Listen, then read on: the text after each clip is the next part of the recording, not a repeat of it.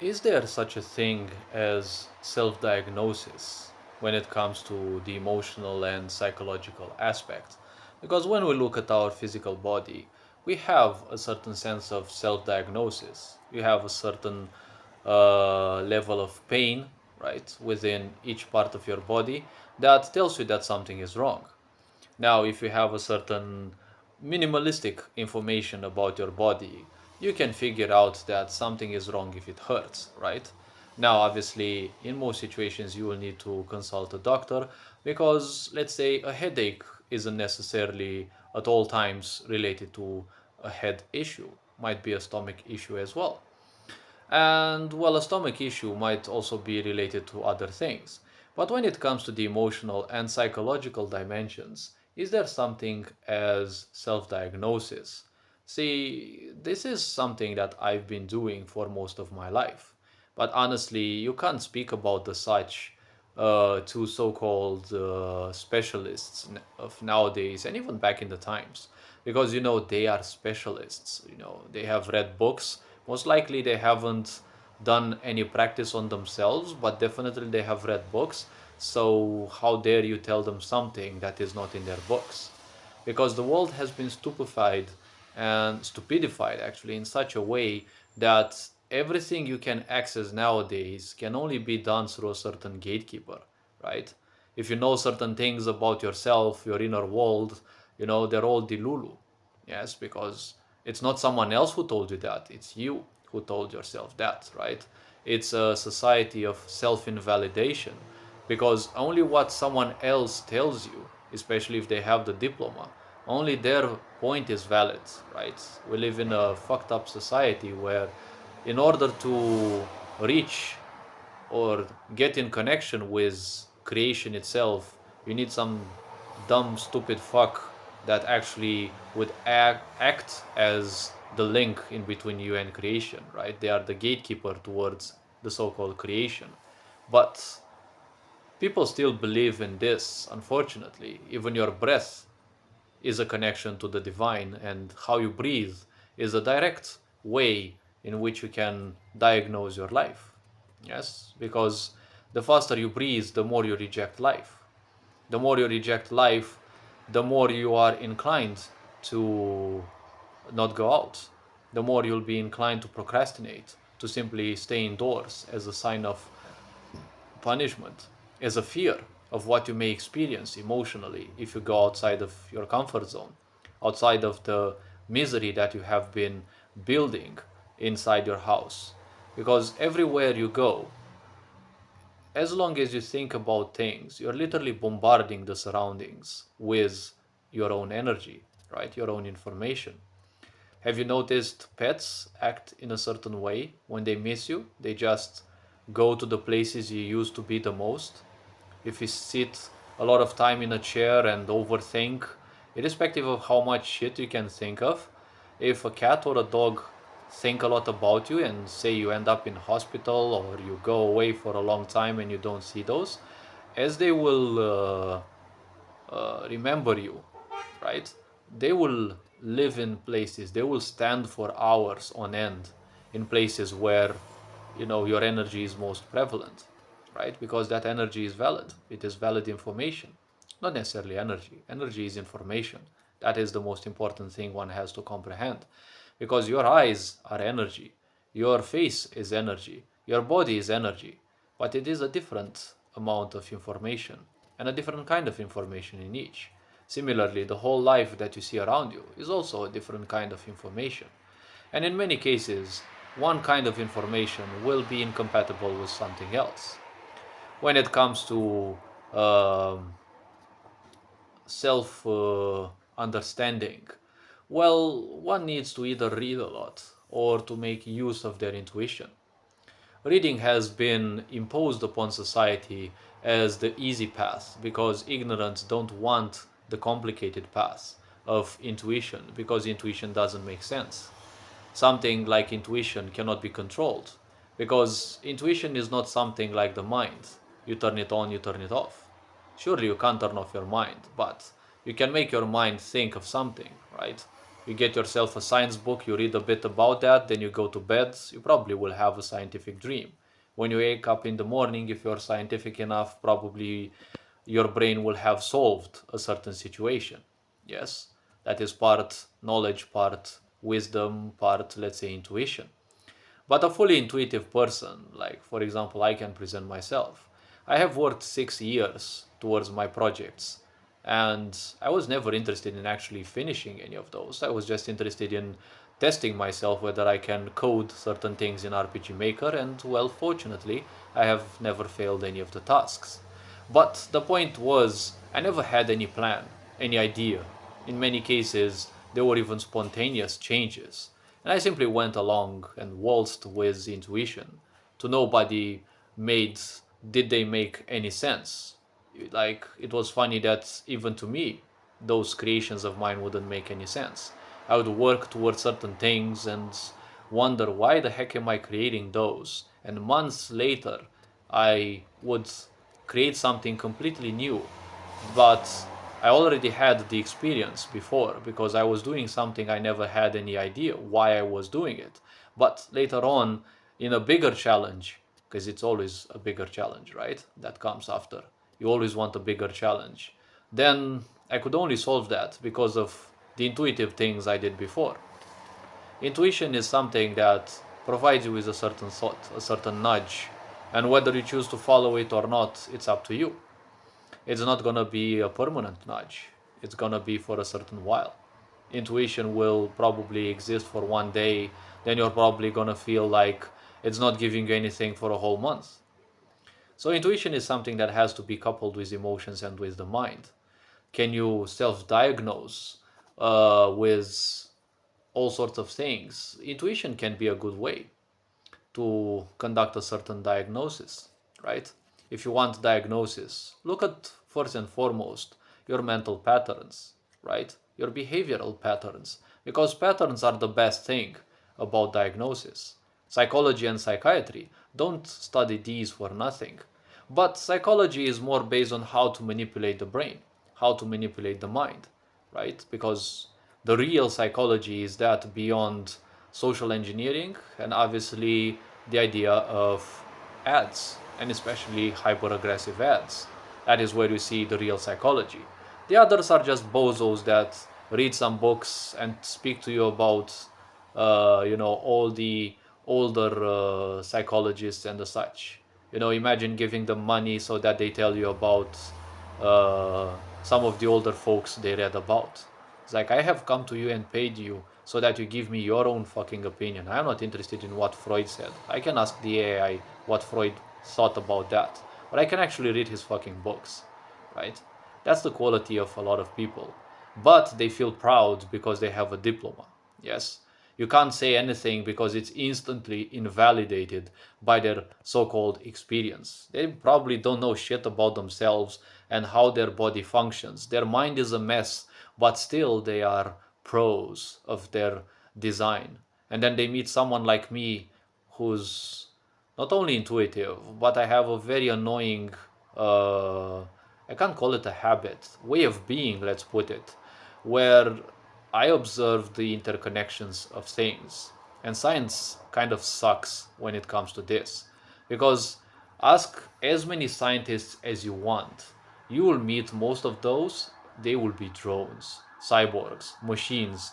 Ask them anything about something, and they will tell you everything they know, all the properties, variables, whatever you want to call them, and height, age, gender, whatever. But they'll definitely miss the fucking life that that being has. Even your inanimate objects have a life of their own. They are not moving around, yes, but they actually have movement of their own as well. Have you noticed that at times, even furniture does certain bangs, right? Certain sounds, especially when temperature changes suddenly. Plastic bottles also do that. Yes, because there is movement everywhere. But science never teaches you to observe those little things. Those little things are what interest me the most. A lot of people want to argue with me but end up broken by more complex ideas, more in depth values and things that they haven't been taking into account, they have been overlooking. Because schooling has been designed in such a way to teach you how to be a Borg, a machine, right? And well, I've been a machine most of my life. I said, like, well, up till 10, 8 years ago, when I decided, more like 10 years ago, when I decided it is time to actually be a fucking human being instead of just being a machine. The machine functioning helped me a lot. It was not just a survival impulse, it was more than just that. It was a way through which I discovered how complex my mind can be, and the mind of a human in general. But self diagnosis starts with anything about yourself. What is it that angers you the most, right? How are you doing things? Why are you doing certain things? The repetitivity of things. That is a way through which you can observe things. Ask questions, constantly ask questions. The answers will come. It may take even years, as it was in my case, but the answers will come nonetheless. Because the secrets will come to those who dare open their hearts, to those who dare open their minds, instead of just being the same trash, the same emotional garbage that they recycle, just like a machine, a washing machine, cycles the clothes within, right? They all do the same cycle. They're spinned in the same way. The same way many people spin the same shit in their life. And then they have the impression that they know everything because they don't know shit. And that which they don't know simply cannot exist to the mind of a stupid one. So, well, obviously they know everything, right? Self diagnosis is not something hard. It is pretty easy, at least as of me. But it is not easy for me to actually put it into words. But if you want to do it, simply look at your patterns. Why is it that you're doing those? Because it's never good to have patterns. First and foremost, patterns mean you're doing the same thing again and again. That is damaging for the brain. That is also observable by other people. When you have patterns, it is easy for other people to counter what you're doing, right? In case you're in a kind of competition, for example. And many issues we have in life because of parental and ancestral karma, our own inability to have dealt with certain things, and we did not get any insight on how to do things better. So we end up doing things in a certain broken way, even beyond that stage where it is useful. Everything in life that you do sooner or later will become less and less useful. It will become fully useless sooner or later. Why you're still doing it is probably because you don't value life. Yes? If you breathe quickly, it is let's say, a hint that you're not valuing life much.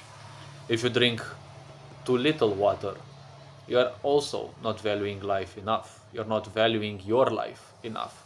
That magical gift that has been given to you. Yes, this is especially true for women.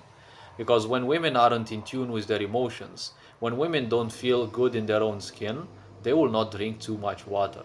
Or they will drink a lot of it as a punishment and in a very fast way. If you drink water very fast, you're literally telling your body that you don't like it. Because how you receive things in your body, that is um, how you see your worth. If you eat without munching your food well, you're giving your stomach a lot of extra work to do. It's like telling them you're not valuing their effort enough.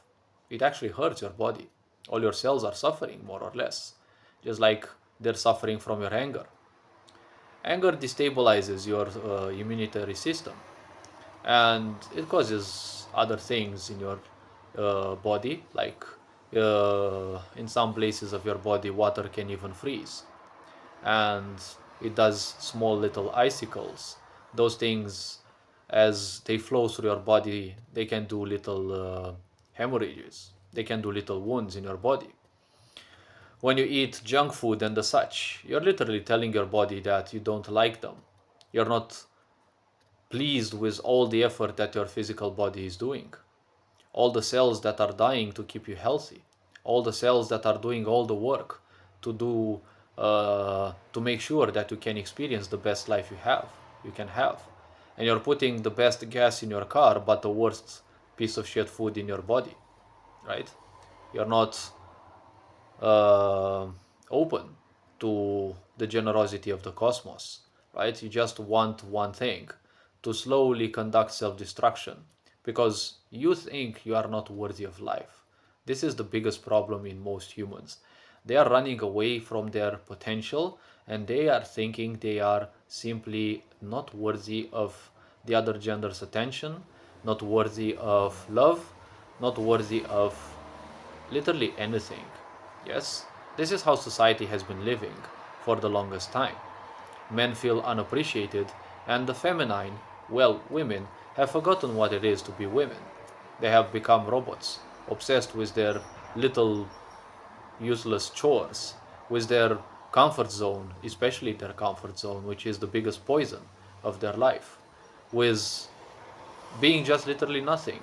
And, when the feminine is lacking from a society, when the feminine is no longer elevating a society, well, that society is slowly and surely going towards its doom because it will become a ritualistic one.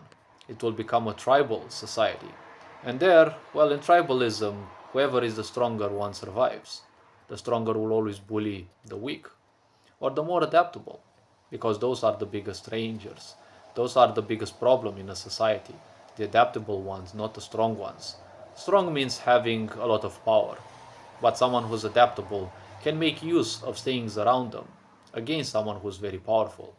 Someone who's very powerful doesn't necessarily mean that they are suited for a rulership, right?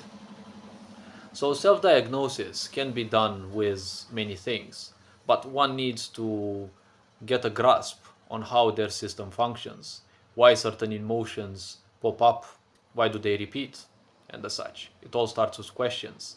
It is impossible for me to simply explain it in words, but always ask questions. Those questions will lead you to the so-called answers, will lead you to the self-diagnosis that you may need. A lot of people will tell you that you're mentally broken, psychologically broken, will give you pills, will give you everything just to make you more miserable than they are. Even the so called specialists. The specialists don't know much because, first and foremost, they are poorly taught from the beginning, and secondarily, most of these fuckers are taught that whatever they learn is the ultimate that there can be. So they simply drown in that comfort. There cannot be anything else, right? Especially if you look at the pharmaceutical system. But the medical system, many people don't bother learning things beyond what they have been taught in their schools because they are taught in such a narcissistic way that everything that they know, there cannot be much beyond that. And all fields of study simply become better and better. Hopefully this video raised a bit of awareness. You are appreciated, take care, enjoy life, and this being said, Ferenjan Board signing out.